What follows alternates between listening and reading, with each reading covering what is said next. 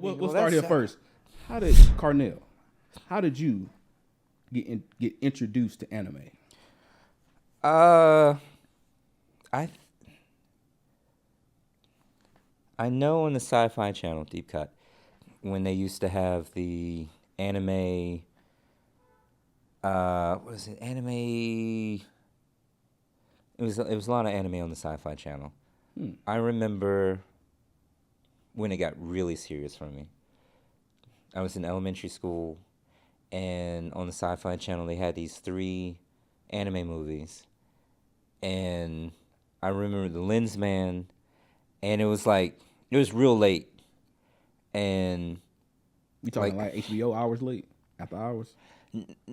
Not because I remember my dad's just like it's bedtime. Like I think get in that bed, boy. Right. I think because I was trying to remember days, if there was 2. I think there was movies back to back, and it was I think I caught one, and I was trying to stay up for another one, but The Lens Man, yeah. I've never even heard of this. Yeah, kind of like old boy from Thundercats. Is that like did it come around the same time as the anime film Akira? Cause like the 80s, 70s. Right. Lensman, I believe that was 80s. Okay. And you said there were 2 other ones too. What was the other one? It was Lensman. It was this one where it was a sci-fi where like the premise was people would live on the space station and they would go into stasis, and they would basically live on it, but when they go into stasis it would be 50 years after they come out, or 100, and there was they come to find out that there was possibly some criminals that got on the station, went into cryospace. I'm about to say hyperbolic time trip, but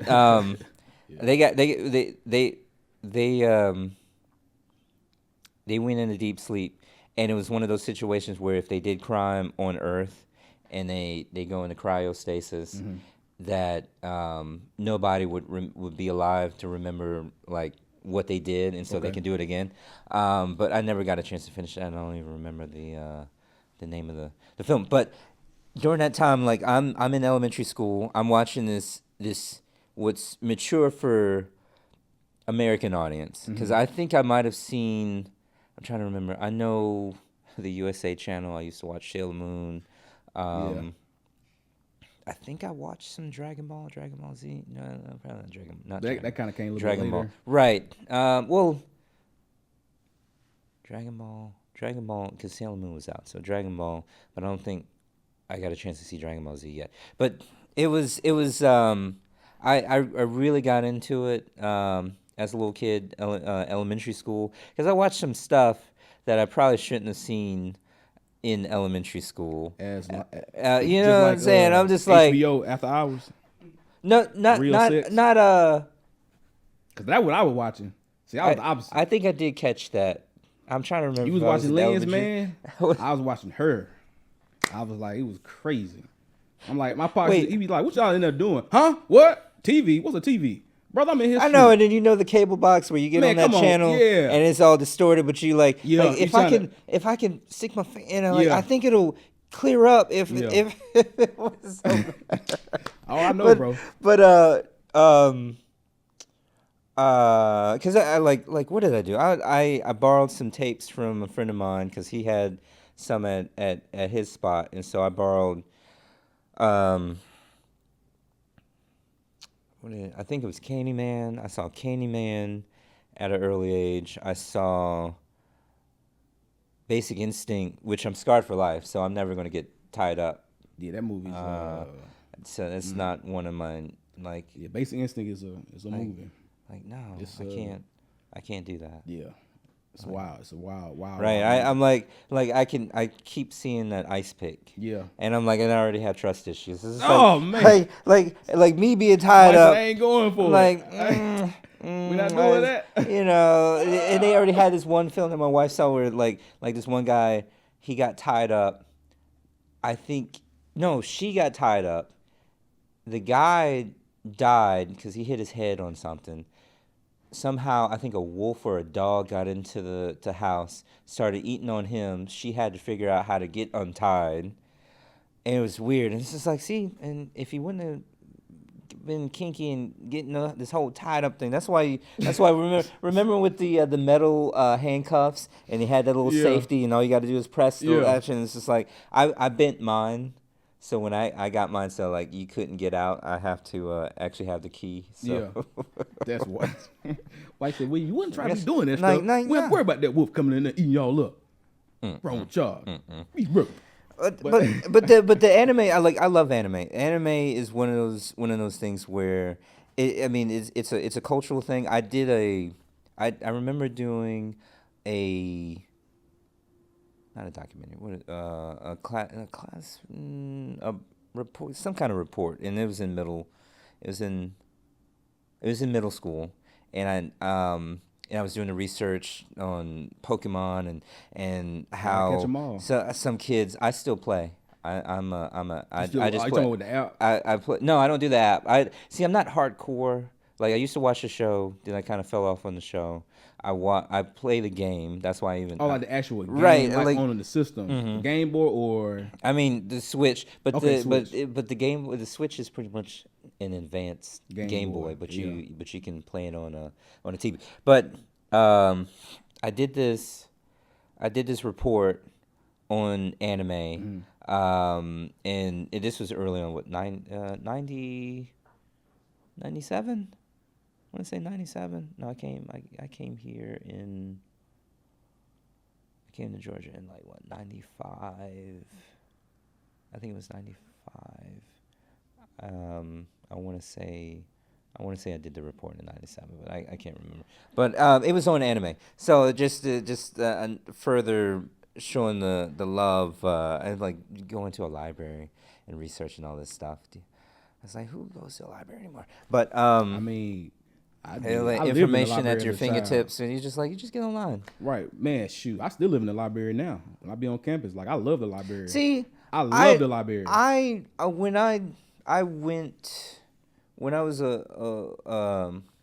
on a business trip, and there was a library, and come to find out they had graphic novels there, and I got a chance to read Darkest Night. And that was Green Lantern. It's a graphic novel series where they were showcasing the different lanterns. Where there's a Green Lantern, Blue Lantern. It's the Blue emotional. Lantern. Yeah, it's an emotional spectrum. So So it had like a Red Lantern too. Or? Yes, with Wrath. That's the evil. It's not evil per se, but the leader of the team, he had a tragic backstory, and so that rage fuels their central battery more or less. And this again, take it with a grain of salt, because I'm more on the cartoon side, because I was just like I know some stuff, I've been researching, but like if you quiz me on the cartoon, even though it's based off of the comics, things are changed, and so just for the purists, they're like, that didn't happen in the comics. I'm like, I know. Yeah, a friend of mine told me that just like hey, just because I forgot how to phrase it, but it was just like he's a big comic book guy, and I had to understand like, oh man, that didn't happen the way the cartoon. And that's pretty much how I am, like, because my introduction to like anime and like comics and superheroes was via cartoon. You know, growing up. Static Shock? Oh man, come on. Virgil? That's my boy. Man, Static, man. Man, when Static came out, bro, man, I wanted to be Static.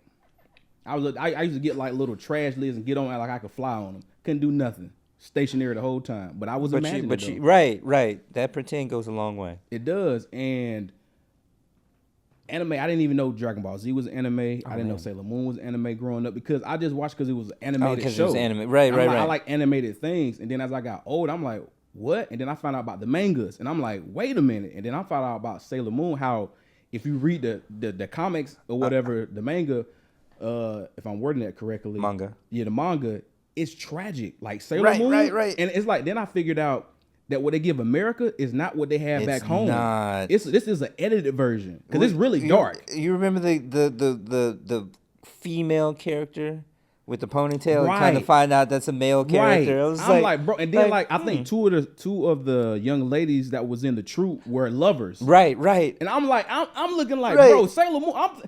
My mind blown. I said, like, what in the world? This is not a kid show. It's not. Oh, but they give it to us in a way where they make it kid friendly. Right. Because I mean, again, it's a cultural thing, right? And the things that they view as more adult that is common.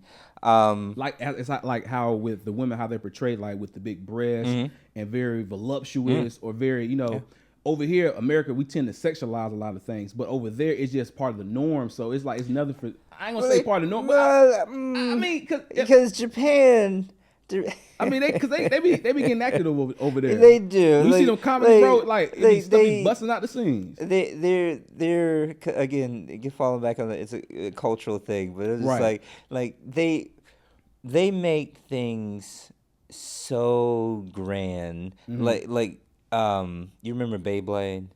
Yes. And Beyblade is tops, but they make tops so awesome. And I wanted a Beyblade. I never got a chance to get a Beyblade. Yeah, I used to want one too, but it's just like this show is awesome. Beyblades. Let her rap. Yeah. So because I was even with again with the cultural thing, like with POC characters in anime, still growing. Do you have a particular anime show where it features us, or a comic or manga? I mean, I my go-to would I guess be Afro Samurai, because there are things out that. Again, I'm constantly saying like gotta support, because if you don't support, they won't greenlight any other stuff. Even though, I'm kind of feeling it, but it kind of hit or miss. But there's more representation in different animes, which I'm noticing, which is cool. But having a POC character. Leading, it's not a lot. Afro Samurai, definitely, I love that. Samuel L. Jackson voice. That was a good one, man.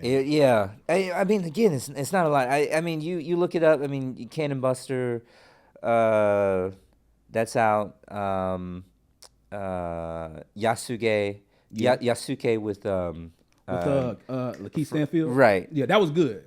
I liked where they went with it. It was definitely reminiscent of Afro Samurai, but it was like I'm expecting more. Afro Samurai hit so hard.